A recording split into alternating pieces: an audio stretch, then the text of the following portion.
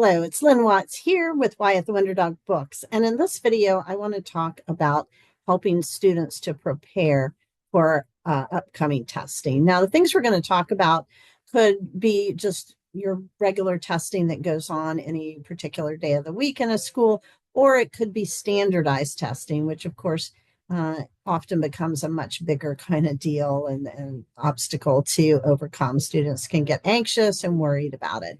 So let's talk about the four ways, one, two, three, four ways that you want to help students prepare for any kind of upcoming test. And certainly these are things that you could talk about all in one lesson about testing as a big test is coming up.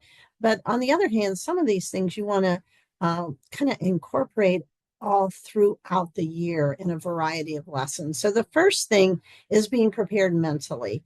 And certainly being prepared mentally for a test is not any different than being prepared mentally for any other kind of big event that's coming up, whether that's a big game or, being in a school play and having a big part, or anything that could a student might have some difficulty in terms of anxiety and so forth. So the first thing that you want to do under mental preparation is encourage a growth mindset.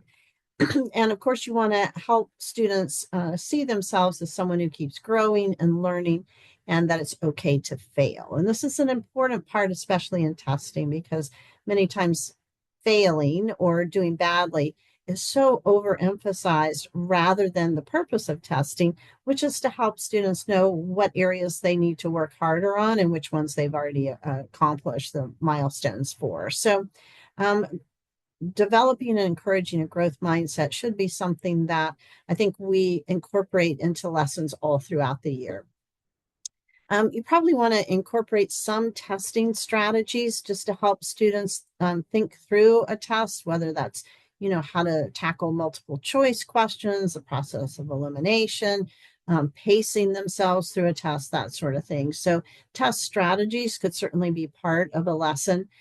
Teaching some visualization techniques. And again, this is something you can do throughout the year, helping students prepare for any big event, but simply helping them visualize themselves as confident, as successful, and helping them actually see themselves coming through the test in that way. So that's another important one. All right, so moving on to emotional preparation, which is certainly another important part of preparing for testing, would be stress management and helping students to decrease anxiety, increase confidence. You might teach some relaxation techniques, you might teach some breathing techniques that they can incorporate prior to testing or even during testing if they are feeling extremely anxious.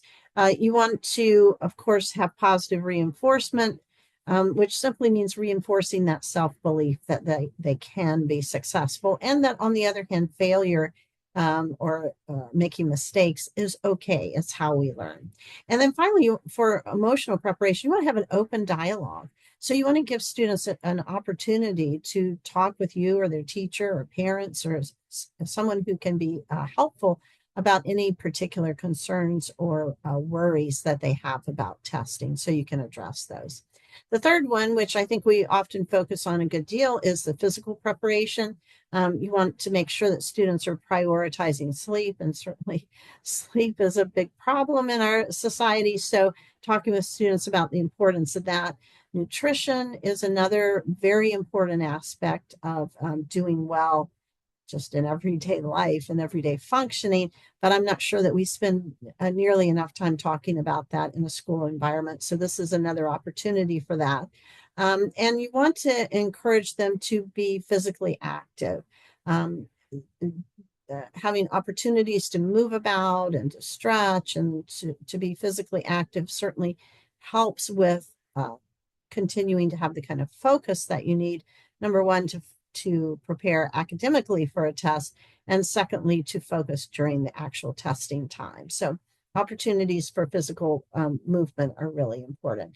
And then finally, obviously, and this is what schools are all about, is the academic preparation. So making sure they're familiar with the kind of content they're going to be studying or reporting on in the test, the format of the test, how to tackle that, how to review lessons, and how to study.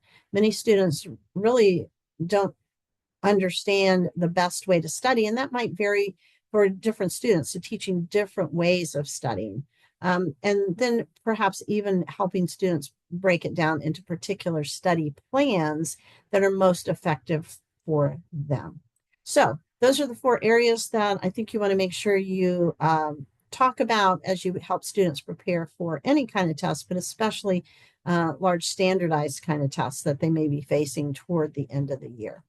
And again, as always, thanks so much for listening.